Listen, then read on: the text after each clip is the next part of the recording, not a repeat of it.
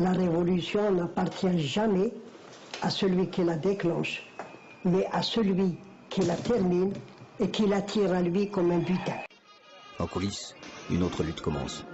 Celle des leaders nationalistes pour le contrôle de cette Algérie indépendante. Ahmed Ben Bella, Mohamed Khida, Hossein Et Ahmed, Mohamed Boudiaf, Andraba Bitat. L'homme fort est Ouari Boumedienne, le chef de l'armée de libération nationale, basé à Oujda au Maroc. Son allié est Ahmed Ben Bella. Ben Bella et Boumedienne rentrent ensemble à Alger. L'austère Boumedienne affiche un large sourire, le pouvoir est acquis. L'austère Boumedienne affiche un large sourire. L'austère Boumedienne affiche un large sourire. Le pouvoir est acquis. El pueblo unido jamás será vencido. El pueblo unido jamás será vencido. El pueblo unido jamás será vencido. De pie cantar que vamos a triunfar. Avanzan ya banderas de unidad y tú vendrás marchando junto a mí y así verás tu canto y tu bandera florecer. La luz de un rojo amanecer anuncia ya la vida que vendrá. De pie marchar el pueblo va a triunfar. Será mejor la vida que vendrá a conquistar nuestra felicidad. Y en un clamor mil voces de combate se alzarán. Dirá canción de libertad, con decisión la patria vencerá.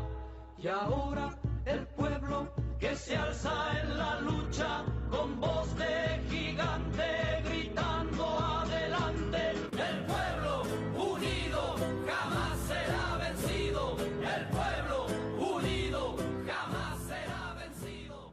Soyons honnêtes, les Algériens adorent voir leur pays décrit de manière flatteuse par des chaînes de télévision étrangères. J'en vois pour preuve la popularité des reportages et autres récits de voyage, notamment français, consacrés à l'Algérie.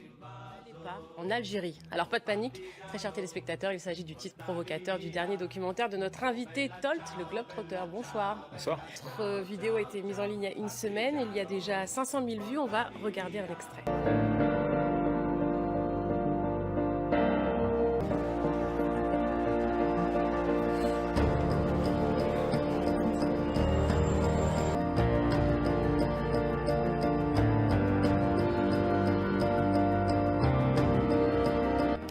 Alors Tolt, ces préjugés, l'architecture algérienne est moche, les Algériens ne sont pas instruits, c'est des choses que vous aviez entendues. Et toutes les phrases que j'ai mises dans la vidéo, c'est pas forcément des préjugés que j'ai entendus mot à mot, mais des phrases qui sont l'opposé des images qu'on voit. Ce genre de reportage fait sûrement office de pansement pour l'opinion publique algérienne. Le problème c'est que le pouvoir en place s'en est rendu compte, et utilise ces brèves bulles médiatiques pour se redorer le blason, et s'offrir de la pub qui ne sert qu'à leur procurer une légitimité qu'ils n'ont pas. L'Assemblée générale de l'ONU désigne à l'unanimité Abdelaziz Bouteflika pour présider sa 29e session. Le diplomate révolutionnaire, comme le surnomme Kissinger, joue les agitateurs et fait de l'ONU une tribune pour les mouvements de libération. Bouteflika rallie habilement une grande majorité de pays à la cause palestinienne et accueille Yasser Arafat à l'ONU. L'autre coup d'éclat de l'Algérien Bouteflika est l'exclusion de l'Afrique du Sud. Le régime de l'apartheid perd son siège à l'ONU, malgré le soutien des États-Unis et de la Grande-Bretagne. C'est une victoire personnelle pour Bouteflika. On nous explique dans ce reportage que Bouteflika était révolutionnaire, on le montre jeune, comme s'il était toujours actif, toujours là, à veiller sur nous. On n'hésite pas à le nommer révolutionnaire alors qu'il était bien caché, avec Boumediene, pendant la révolution algérienne à la frontière marocaine. Aux frontières du pays, au Maroc et en Tunisie, que s'est constituée l'armée des frontières. Contrairement à l'armée des maquis, celle-ci n'était pas engagée dans des opérations de guerre.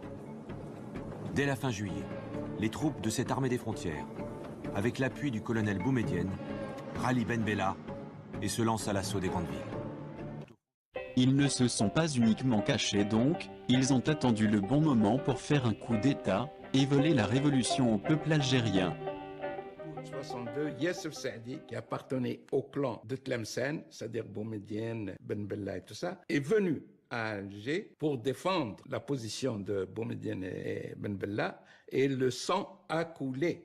Ainsi, nous avons lutté pendant 7 ans et demi contre le colonialisme français, ainsi de la guerre, de cette mélange, de la course au pouvoir. Le colonel Ouari Boumediene n'est pas suffisamment connu dans la société algérienne. Il recherche des appuis politiques auprès des chefs historiques de l'insurrection algérienne, toujours emprisonnés en France. Ils avaient envoyé Bouteflika pour recruter un historique. Ils voulaient d'abord convaincre Boudiaf de les rejoindre, mais Boudiaf leur a dit qu'est-ce que c'est que cette initiative que vous prenez au moment des élections, vous divisez le pays, au moment où il fallait être sur une position de force dans la négociation. Il a été très dur à l'égard de l'état-major, donc out. Bouteflika a éliminé Boudiaf. Moi, il n'est pas question, en ce qui me concerne, il connaissait un peu mon point de vue idéologique, non pas mon caractère, mais mon point de vue idéologique, pas idéologique, politique. Et ils se sont rabattus sur Ben Bella.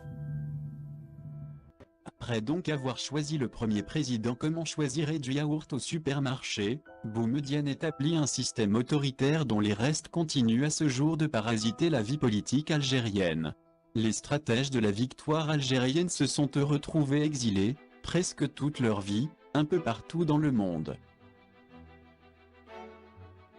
55 ans plus tard, les mêmes méthodes, et les mêmes personnes, sont utilisées pour diriger les affaires de l'État. Ces personnes se défendent entre elles contre les multiples accusations tombées sur eux. الآن تروج أنا لا أروج سيدي أنا أسأل عن هذه الأشياء من أين أنا عرفتها؟ خطيرة ضد نظام الرئيس بومدين. أنا عملي ومهمتي هو أن ألقي التساؤلات على نظام الرئيس بومدين. تفضل يا سيدي. تفضل أنا أسألك عن المسؤول عن الانفعالات السياسية التي وقعت في عهد الرئيس بومدين. وأحملك مسؤولية كل ما تقول لأنك تروج كلام خطير حول نظام رئيس بومدين الذي يعتبر العهد الذهبي منذ استقلال الجزائر في هذا البلاد. هناك أيضا اتهامات كثيرة موجهة إليك من المرشحين. مرشح الرئاسة الذي يتهمك بأن لديك ملفا يتعلق باختلاسات تضمنت أكثر من 40 مليون دولار أثناء توليك المسؤولية في الفترة من 64 إلى 78 وأن هذه الأشياء لا زالت مفتوحة أمام مجلس المحاسبة. ما تعليقك على هذه الاتهامات التي تملأ الصحف؟ والله لو أعتقد أن احنا إلى حد ما يعني بالنسبة للدول الأخرى دولة قانون. وأعتقد أن لو كان هذا له شيء من صحة لكنت أمام العدالة أو وراء القضبان. Mais malgré l'autoritarisme qui a été mis en place après le coup d'État et même avant, le peuple algérien est resté vigilant et debout, se rebellant à chaque agression de ses libertés. Le vrai révolutionnaire est donc le peuple algérien qui, même cible de multiples tentatives d'endormissement et de dégoûtage de la vie politique, reste très politisé et conscient des enjeux. La prise de conscience écologique et les multiples actions citoyennes qui se mettent en place de manière autonome, par exemple contre la pollution environnementale et le laisser-aller des autorités publiques, en est un exemple flagrant. Un régime qui réprime les manifestations, emprisonne des journalistes, détruit des initiatives populaires et construit une mosquée géante à un coût faramineux alors que le pays manque d'hôpitaux et d'écoles, est appelé, en 2017, régime révolutionnaire à la télévision française.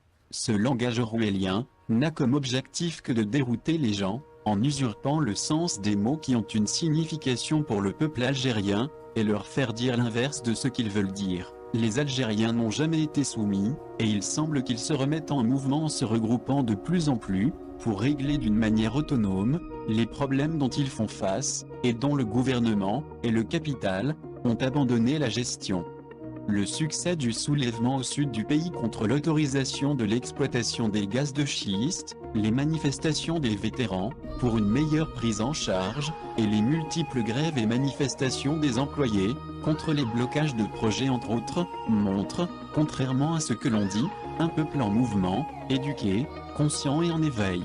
Cette ébullition est une occasion formidable, pour créer la bifurcation que tout le monde attend, où on économiserait les ressources naturelles, et créerait de l'emploi, en passant au 100% renouvelable, où on générerait de nouvelles sources de création de valeur, notamment grâce au numérique, tout en nous retournant vers l'avenir. Un avenir où l'Algérie serait débarrassée de ses parasites, et où il serait possible de construire un monde meilleur. Un avenir où l'Algérie serait débarrassée de ses cauchemars, un avenir fraternel et optimiste, où chaque individu serait épanoui.